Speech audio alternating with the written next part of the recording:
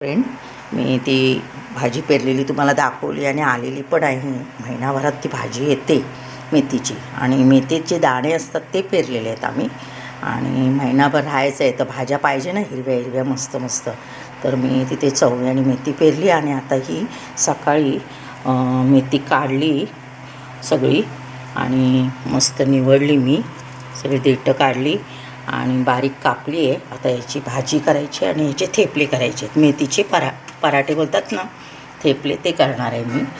तर येतं आहे ना खायला. अशा प्रकारे भाजी होते या जमिनीमध्ये. आणि माती आपल्याला सगळं काय देते, फक्त पेरायचं आहे आणि त्याची थोडी मेहनत करायला लागते. शेणखत राख वगैरे देऊन बियाणं चांगलं पोषण मिळतं, त्यामुळे चांगली मातीमध्ये असे भाज्या तयार होतात. मी सगळ्या भाज्या तयार केलेल्या आहेत. जेव्हा मी 4 वर्ष राहिली